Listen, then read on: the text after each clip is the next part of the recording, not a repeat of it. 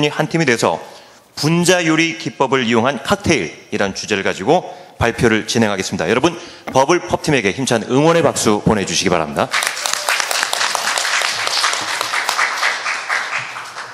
안녕하세요. 버블펍에서 오늘 발표를 맡게 된 김성재, 박지영입니다. 네. 저희가 판매한 버블 칵테일은 과일 음료에 계란 노른자와 같은 얇은 막을 형성해 액체 상태의 버블을 진토닉에 넣은 술입니다. 과학을 요리에 응용한 분자 요리 기법이라는 분야의 스프리피케이션을 이용해 칵테일에 접목시킨 것인데, 과일 음료에는 알긴산 나트륨을 넣고 물에는 젖산칼슘을 넣어서 화학 반응을 일으켜 액체에 막을 씌우는 구체화시키는 방법입니다. 저희는 공대생으로서 이렇게 어렵게 느껴질 수 있는 과학 기법을 시각적으로 예쁜 칵테일의 감성을 더해 좀 더 친근하고 쉽게 다가가자는 과학 플러스 감성이라는 비전을 세웠습니다. 우선 사업 아이템 확정 전에 이렇게 1차 설문지를 제작해서 분자 칵테일 사업의 가능성을 확인하고 개발 방향을 잡으려고 했습니다. 그 결과 남성과 여성의 선호도 차이는 존재하지만 과반수 이상이 칵테일에 긍정적이고, 또 분자 요리라는 분야를 생소했지만 일단 이에 대한 설명을 들은 뒤에는 대부분이 구매 의사를 보였다는 점에서 저희는 사업의 가능성을 확인할 수 있었습니다.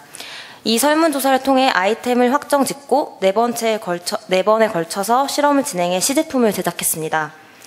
첫 번째 실험에서는 홍초 소주를 이용하기 위해서 알코올에 적합한 방법인 리버스 스피리피케이션이라는 방법을 이용해 실험을 진행했지만 안타깝게 버블이 생성되지 않았습니다. 저희는 실패 원인으로 화학 반응을 이용하는 만큼 pH에 민감하다고 판단해서 두 번째 실험을 또 진행했는데, 우유와 과일 음료를 이용해서 동일 과정으로 실험을 진행했습니다. 그 결과 버블이 형성은 되었으나 밀도차 때문에 위에 떠버려서 판매엔 적합하지 않은 위와 같은 모습으로 형성되었습니다. 그래서 세 번째 실험에서는 구 모양을 유지하기 위해서 과일 음료를 원형 틀에 얼리고 동일한 과정으로 실험을 진행해서 옆 사진과 같이 성공적으로 구 형태의 버블을 얻을 수 있었습니다. 더욱 모양을 개선하기 위해서 네 번째 실험을 진행했는데요. 이전에 실험했던 리버스 스피리피케이션은 안에 내용물이 알코올임을 지각하고 알코올이었을 때 유리한 방법이어서 사용한 것이기 때문에 이번에는 그냥 스피리피케이션을 이용해서 생성을 했는데 훨씬 간편하고 시각적으로 깔끔한 버블을 얻을 수 있었습니다. 이 영상이 스피리피케이션 방법으로 주사기를 이용해 버블을 제작하는 과정입니다.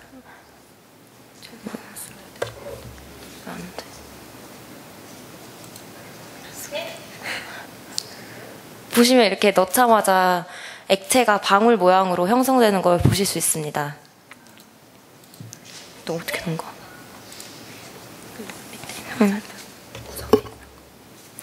그리고 이렇게 이렇게 C 제품을 두 가지 저희 보시는 사이즈의 버블 형태를 제작해서 시제품 촬영을 한 다음에 2차 설문조사를 50명을 대상으로 다시 했는데요. 그 결과 두 제품의 선호도는 21명, 29명으로 비슷했고, 버블 칵테일을 구매하는 데 있어서 신기함과 예뻐서가 주 원인임을 알 수 있었습니다.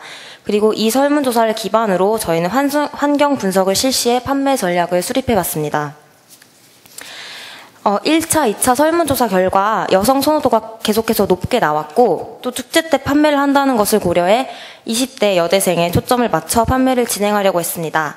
따라서 여대생이 상대적으로 감성적이고 칵테일 구매에 있어서 맛과 분위기가 중요 요소이기 때문에 두 사이즈의 버블을 모두 제작했고 다양한 색을 통해 시각적 효과를 노렸습니다. 맛을 향상시키기 위해서는 처음 정했던 소주와 사이다가 아니라 진과 토닉 워터의 라임즙을 첨가해 제품을 생산했습니다. 또 진토닉이 이렇게 높은 도수의 술인 만큼 원한다면 그 도수를 조절해 줌으로써 술의 부담을 느낄 수 있는 고객의 니즈를 충족해 주려고 했습니다. 마지막으로 축제 시즌에 판매를 하기 때문에 동일 칵테일을 판매하는 경쟁업체가 많을 것으로 예상해서 차별화를 위해 저희는 칵테일만의 새로움을 강조하기로 했습니다. 1차 설문 결과 분자 요리라는 것이 낯설었던 사람들의 경우에도 충분한 설명이 이루어지면 대부분이 소비 의사를 보였다는 점, 그리고 주 구매 원인이 신기해서임을 고려해서 직접 시연을 할 수 있도록 했습니다. 구매가 아니라 시연을 강조함으로써 소비자가 쉽게 다가올 수 있었고 직접 만든 버블을 칵테일에 넣어주어 구매욕을 높일 수 있을 거라 생각했습니다. 이런 전략을 통해서 저희는 단순한 판매를 통한 이익이 목적이 아니라 소비자들에게 저희 비전인 과학 플러스 감성을 어필하는 것에 중점을 두었습니다. 이렇게 분석을 마치고 20대의 가장 보편적인 SNS에 광고 영상을 올려서 홍보했습니다. 해당 광고 영상을 보여드리겠습니다.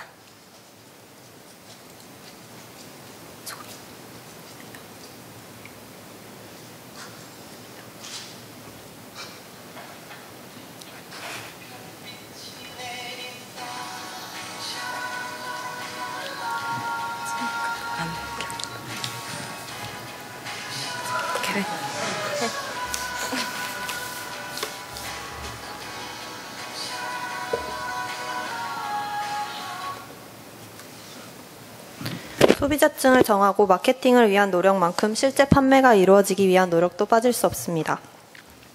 감성과 디자인을 강조한 상품인 만큼 상품 판매대의 디자인을 위해 노력했습니다. 이와 같이 입간판과 메뉴판 등을 만들어 소비자의 눈길을 끌고 관심을 갖게 하였습니다. 또한 식품을 판매하는 데 있어 깔끔해 보이고 더 숙련된 모습을 위해 제품을 반제품 형태로 미리 준비해두고 판매를 진행하였습니다.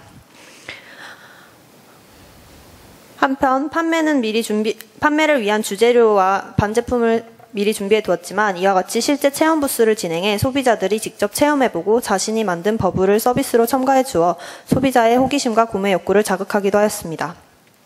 유동 인구가 많은 애지문 앞에서 많은 잠재적 소비자를 만날 수 있었습니다.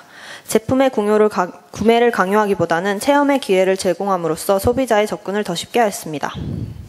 또한 이와 같이 피켓을 들고 다니고 상품을 들고 다니면서 판매대에서 멀리 있는 행인들에게도 버블 칵테일을 소개해 홍보 효과를 높여 실제 구매로 이어지게 하였습니다. 또한 사업의 확장과 2차 판매를 위한 설문조사도 진행하였습니다. 재구매 의사 또는 지인 추천 의사를 묻는 질문에서는 100% 예스만 나왔고 새로 추가되었으면 하는 맛을 조사하였을 때는 복숭아 맛이 1위를 하게 되었습니다. 그리고 실제로 2차 판매에서는 복숭아 맛이 추가되었습니다. 또한 상품 판매가 이루어지는 전 과정에서 매대에 밝고 신나는 음악을 틀어놓아 소비자들이 즐거운 축제 분위기를 잘 느낄 수 있게 하였습니다. 성공적이었던 1차 판매를 토대로 2차 판매를 진행하였습니다. 앞서 말씀드렸듯이 메뉴에 복숭아 맛을 추가하여 판매가 이루어졌습니다. 3차 판매는 진행되지 않았지만 앞에서와 같은 설문짓을 다시 시행함으로써 재구매 의향이 매우 높다는 판넬을 걸어놓고 소비자를 설득하는 데 이용할 수 있었습니다. 또한 소비자 접근 전략을 바꿨는데 드셔보세요나 사보세요가 아닌 체험해보세요라는 멘트를 정해 소비자와 상품을 가깝게 한 후 제품의 원리를 설명하여 소비자의 호기심을 자극하였습니다. 낮 시간대에 판매가 부진했던 1차 판매의 경험을 토대로 2차 판매는 더 어두운 저녁 시간에 진행하였고 조명을 이용해 소비자의 감성을 더 자극할 수 있었습니다. 1차 판매 후 포괄손익 계산서입니다. 3,000원에 총 48잔을 판매하였고 개당 1,590원의 원가가 들었습니다. 많은 실험을 하여 제품을 생산하는 데 성공하였기 때문에 개당 원가가 높은데 이와 같이 직접 재료 비만을 위해 개당 원가를 구하면 1,128원으로 줄어드는 걸 볼 수 있습니다. 1차 판매와 마찬가지로 2차 판매 역시 3,000원에 28잔을 판매하였고 개당 1,211원의 재료비가 들었습니다. 1차 판매와 2차 판매를 합친 포괄 총 손익 계산서를 보면 76잔을 3,000원에 판매하여 22만 8천원의 수익을 얻었습니다. 또한 개당 1,450원의 원가를 얻었는데 1차 판매의 1,590원과 비교하였을 때 줄어들었음을 알 수 있었습니다.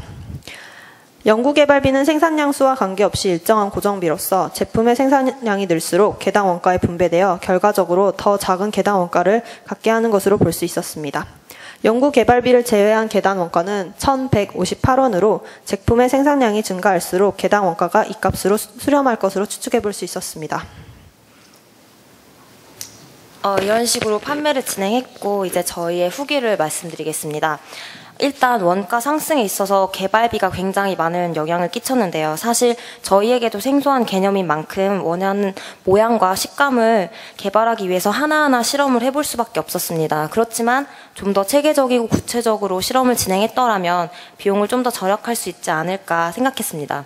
또 두 번째로 애로사항이 있었는데 당일 학생회 측의 입장 때문에 사전에 허가받고 공지했던 위치인 사자상이 아닌 애지문 앞에서 부득이하게 판매를 해야 했습니다. 따라서 이를 극복하기 위해 사자상 앞에 피켓을 들고 부스 위치와 칵테일을 홍보했습니다. 마지막으로 1차 판매에서 처음 우려했듯이 새로운 분자 요리란 개념인 만큼 소비자에게 충분한 설명이 이루어졌어야 했는데 지나가는 짧은 순간 설명하고 호기심을 불러일으키기가 어려웠습니다. 따라서 2차 판매에서는 1차 판매와 달리 시연을 강조했더니 소비자들의 참여가 더 많았고 판매가 더 빨리 이루어졌습니다. 가장 문제가 됐던 건 이런 식으로 낯설은 개념이라는 게 많이 구매에 있어서 문제가 되었었는데요. 이렇게 다양한 좀 지속적인 마케팅을 통해서 소비자들에게 친숙한 개념으로 다가갈 수만 있다면 저희 사업은 충분히 발전 가능성이 많다고 생각했습니다. 감사합니다.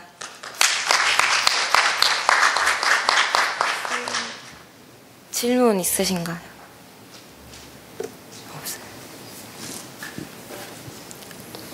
네, 발표 잘 들었습니다. 정말 네, 하나에서 열까지 모든 것을 꼼꼼히 네, 잘 진행한 것 같아서 네, 저는 개인적으로는 술을 잘 못하지만 저 역시 한번 맛보고 싶은 네, 그런 욕구가 들 정도로 잘 하셨는데 체험 마케팅이라고 하는 기법을 활용을 하셨어요. 그래서 체험한 고객들이 구매로 이어지기가 쉽지 않았을 텐데 그 비율이 어느 정도 됐는지요?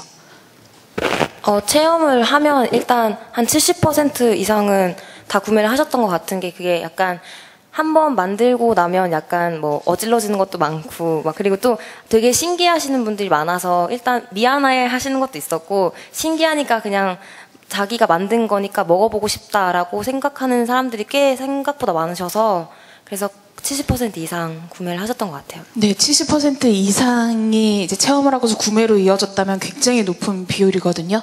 네, 고생 많으셨습니다. 네, 여러분 박수 부탁드리겠습니다. 질문 하나만 더 해도 돼요? 네, 하나만 더. 네. 예. 자, 내려가지 마시고요. 네. 혹시 전공이 어느 쪽이신지요? 저희 신소재 공학부요. 신소재 공학부. 네. 좀 굉장히 새로운 시도를 했고 참 괜찮은 접근을 했는데 혹시 전공하고 관련이 되는 그런 건가요? 아니요, 전공과는 별로 관련이 없어요. 그래도 일단 저희가 공학적 요소를 넣는 데 있어서 이런 방법을 이용한 건데 일단 화학적 반응이기 때문에 직접적인 관련 없지만 저희가 재료과인 만큼 액체인 재료를 동그랗게 원형으로 만들어서 섞이지 않게 뭐 나눠서 칵테일을 새롭게 시도한다. 이런 측면에서는 관련성이 있다고 생각합니다. 예. 그러면 혹시 실험하고 이렇게 실험을 몇 번 해서 성공을 했잖아요. 네. 그럴 때 혹시 전공할 때 실험 계획 같은 그런 거 하는 거는 실험 계획법 같은 거는 혹시 전공 때요? 예. 네, 배운 적이 없는. 없어요? 네. 네, 알겠습니다. 예, 잘하셨습니다. 네, 박수 부탁드리겠습니다.